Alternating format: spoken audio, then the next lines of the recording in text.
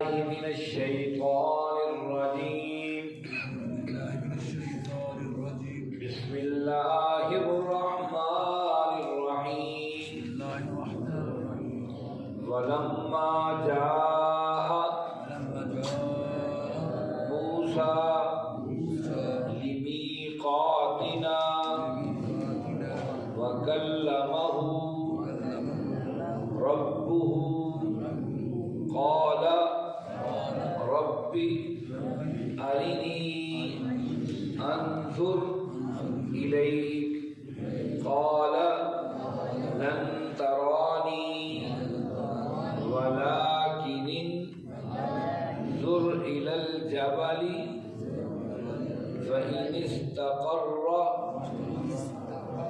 مكانه فسوف تراني فلما تجلى ربه للجبل جعله دكا وخر موسى صعقا فلما أفاق قال سبحانك تبت إليك وأنا أول المؤمنين قال يا موسى إني اصطفيتك على الناس برسالاتي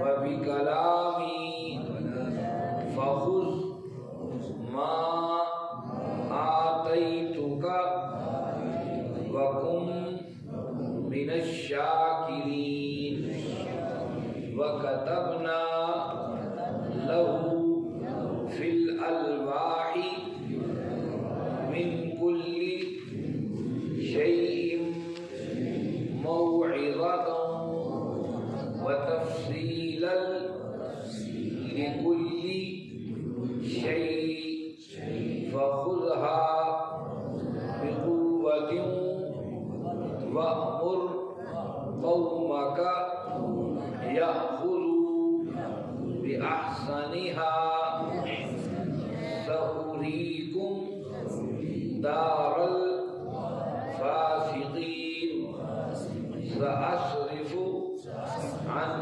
آياتي الذين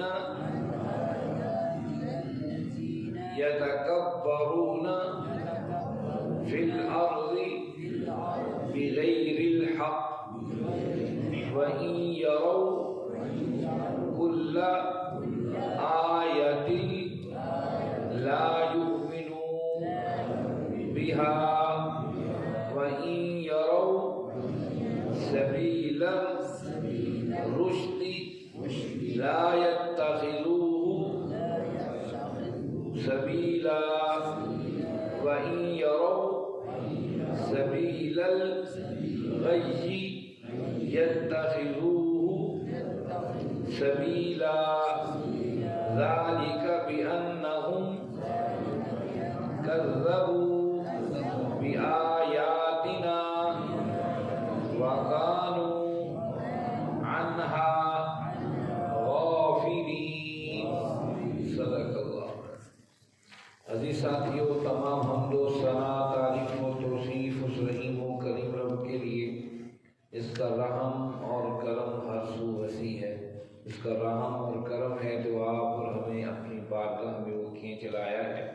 اس کے بعد لاکھوں کروڑوں درود و سلام اس نبی مہرباں پر جنہوں نے اللہ رب العزت سے حق کو پا کر ہم تک حق پہنچانے کا حق ادا کر دیا.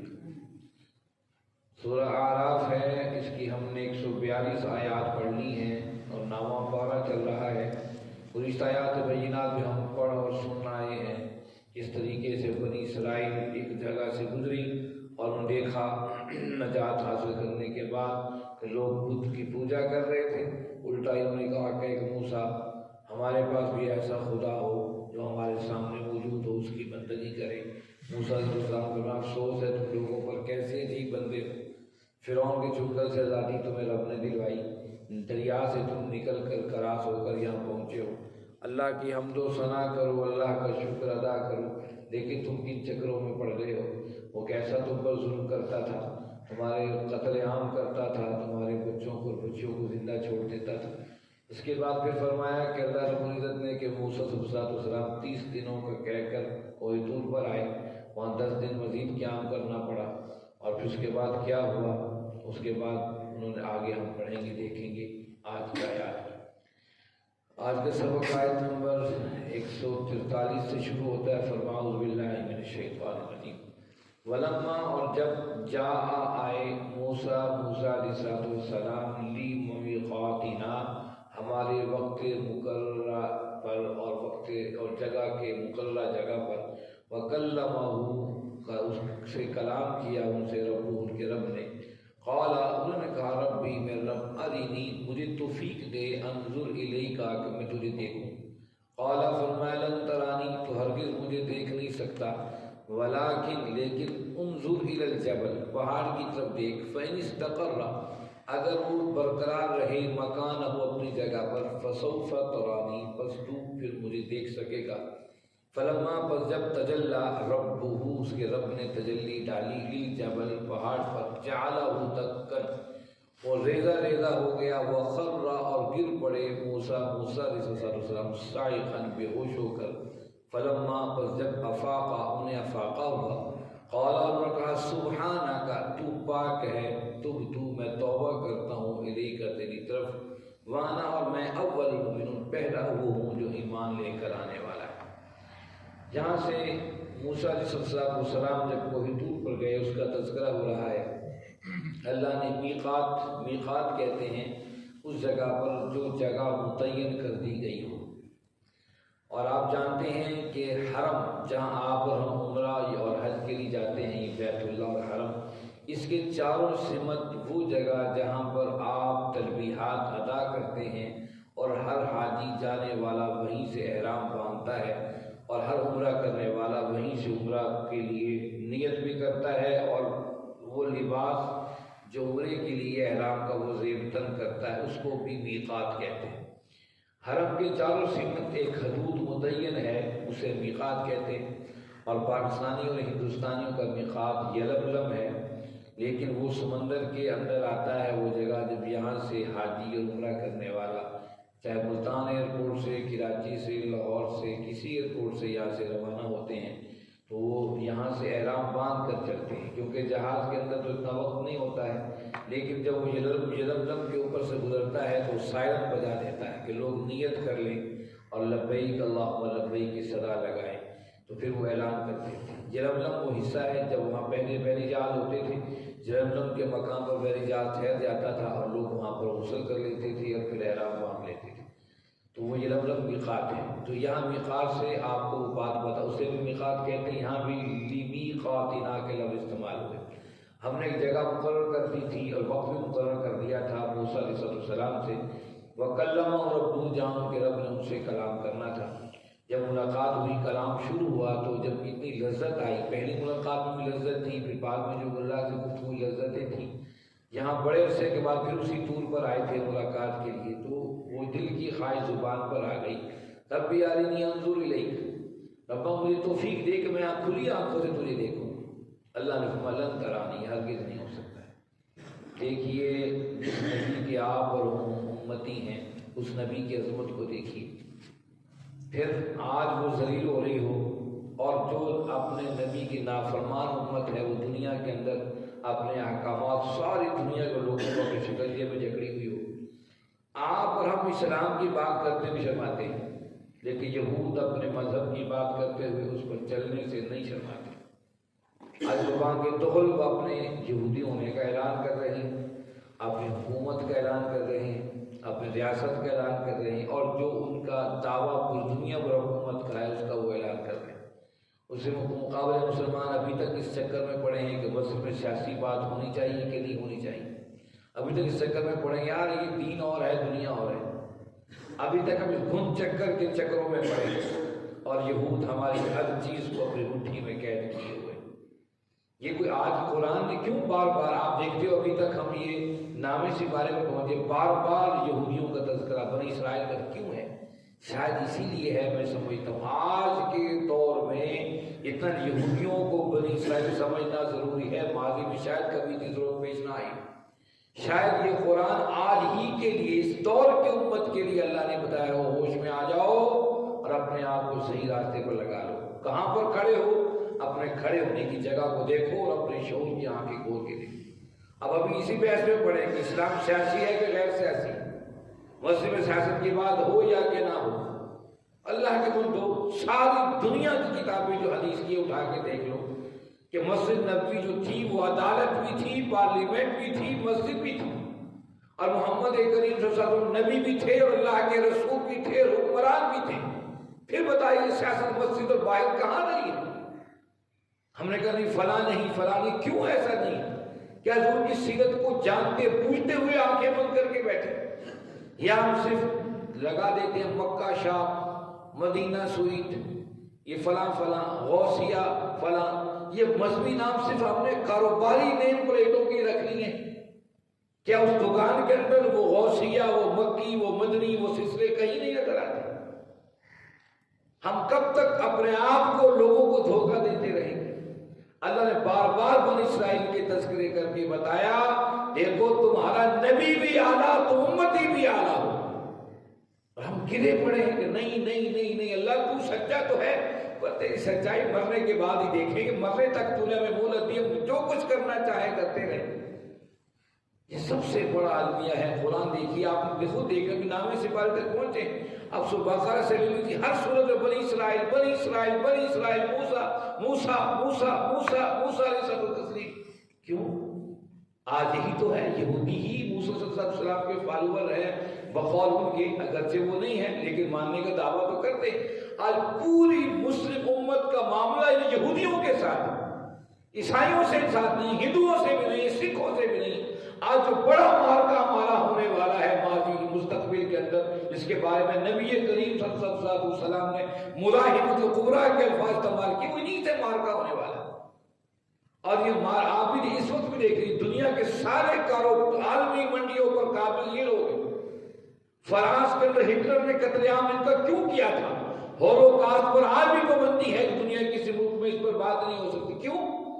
کیا ضرورت تھی جرمن کو قتل عام کرنے کی؟ وہ جرمن وہ حیران ہو گیا ہٹلر جب ہوش میں آیا، بچپن سے اس نے کہا کہ ہر تجارت پر منڈی پر ہی چھائے ہوئے، اور جب اللہ کے نبی صلی اللہ علیہ وسلم مکہ سے مدینے آئے تو مدینے کی ہر منڈی پر ہی چھائے ہوئے۔ آج بھی عالمی دنیا میں دیکھ لیجئے، ہر منڈی پر ہی چھائے ہوئے لوگ، اور پھر اس کا سارا پیسہ اپنے مذہب کے اوپر خرچ کر رہے ہیں۔ اور ہم جانتے، ہم کہتے ہیں یا لو جی یہ تو مولوی تھے اپنے پکڑ بازیاں نے مسجد، اور اللہ کے بندو یہ دین ہی ہے، یہودی سمجھ گئے ہیں اسی کے اندر ہم نکلیں گے تو اپنی دنیا میں حکومت کریں گے۔ مسلمان سمجھے کہ نہیں نہیں ابھی اپنی بحثوں میں یہ کرنا جائز ہے کہ ناجائز ہے، 8 تراویحیں ہیں کہ 20 تراویحیں ہیں، رفع دین ہے یا کہ نہیں ہے، ان چکروں میں آپ کو ہم بڑھا دیا گیا اور اسی چکروں میں ہم چکر پہ چکر کھائے جا رہے ہیں۔ قرآن کیا کہہ رہا ہے؟ موسیٰ صلی اللہ علیہ وسلم کہہ رہے ہیں کہ اللہ مجھے دکھا تو صحیح۔ اللہ کہتا ہے تو نہیں دیکھ سکتا، لن ترانی۔ اچھا، اور ہمارے نبی کو خود محمد بلا کر وہاں آپ کو معراج کروائی۔ اور پھر دیکھیے شق و صدر کا جو یہ اہم معاملہ ہے، اللہ کے رسول صلی اللہ علیہ وسلم کو سینہ چیرا گیا اور اس کے اندر کچھ دھویا گیا۔ یہ حلیمہ سعدیہ کے جو وقت اس میں یہ واقعہ ملتا ہے، ہجرت کے سفر میں واقعہ ملتا ہے، 3 دفعہ شق و صدر کا معاملہ ہے۔ شاید اللہ بھی اپنے بندے سے ملاقات کے لیے تمام چیزوں کو دھو کر اور صاف کرنا چاہ رہے ہیں، کیونکہ انسانی زندگی کی لمٹ ہے، اس کے دائرے سے باہر نہیں جا سکتا ہے۔ دیکھیے قرآن نے کہا سبحان الذی اسریٰ بعبدہ لیلا من المسجد الحرام۔ لیل کا مطلب یہ ہے کہ رات کے کچھ حصے میں اپنے محبوب کو سیر کر رہے ہیں، جبکہ پورا سفر یہ مہینوں پر محیط ہے جو مکہ سے لے کر بیت المقدس تک کا ہے، لیکن اس کو لیلتاً کہہ کر رات کے کچھ حصے میں۔ آخر تیز رفتاری کی انتہا بجلی کی تیزی سمجھ لیجیے، انسان تو نہیں اس کو کر سکتا ہے نہ کرا سکتا۔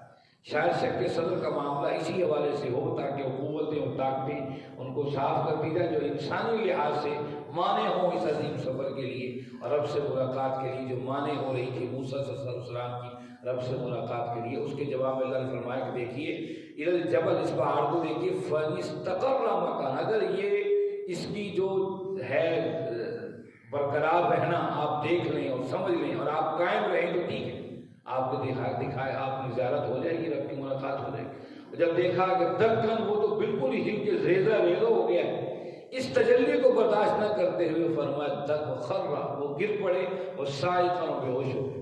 اب گرنا بے ہوش ہونا اللہ قرآن میں موسیٰ علیہ السلام کے بارے بتا رہی ہے، موسیٰ علیہ السلام کی توہین نہیں ہے، بلکہ بتایا جا رہا ہے کہ اس انسانی جسم کے ساتھ کچھ چیزیں ممکن ہیں اور کچھ چیزیں ناممکن ہیں، اور اس ممکن اور ناممکنات کی زندگی میں تمہارا نبی جیتا اور زندگی گزار کر پہنچا ہے۔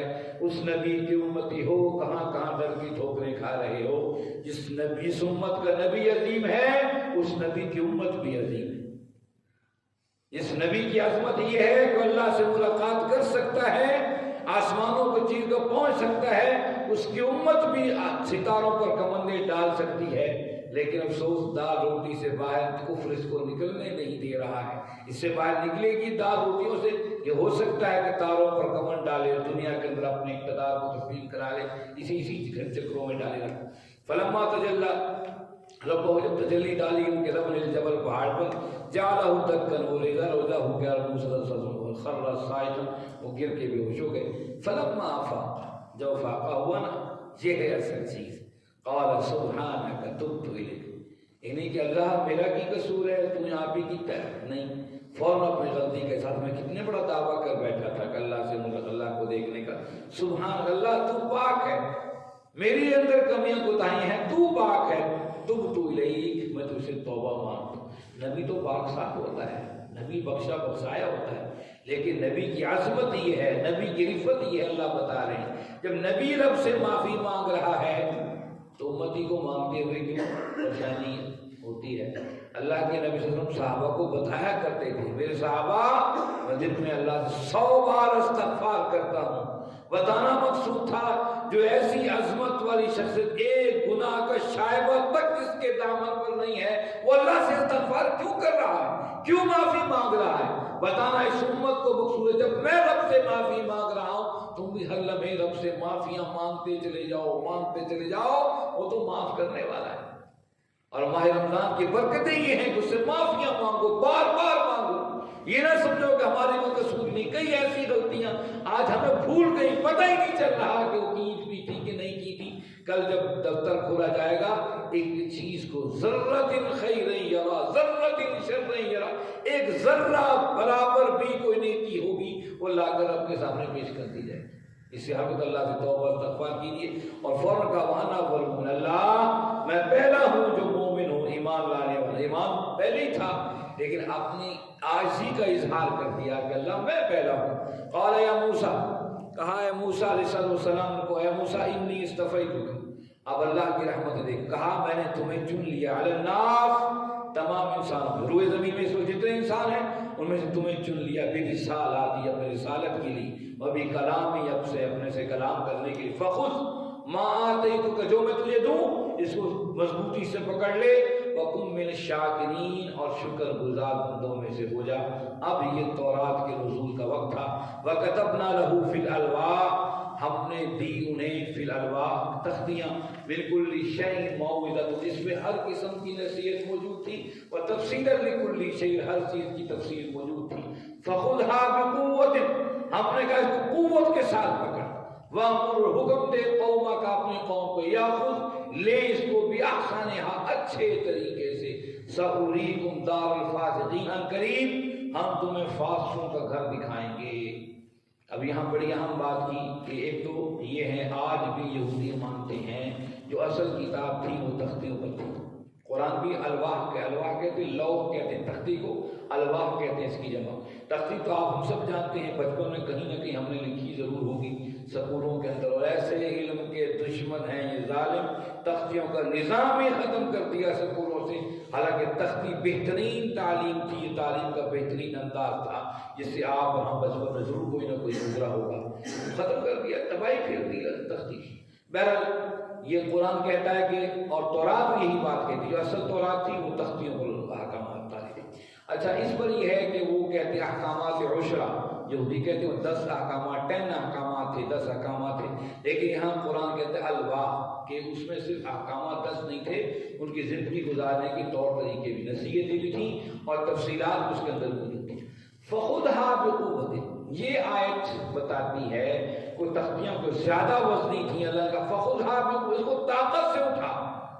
مسلم طاقتور پہلے ہی تھے، کہا اس کو طاقت سے اٹھا، اس کا مطلب یہ تختیوں پر بڑے سخت احکامات اور بڑی زیادہ تختیاں تھیں اور مضبوط تھیں، اور کہا کہ وَأْمُرْ قَوْمَكَ يَأْخُذُوا بِأَحْسَنِهَا، آپ لے جائیے قوم سے، کہا اس کو اچھے طریقے سے سنبھال کے رکھیں، اس کے مطابق آپ زندگی گزاریں۔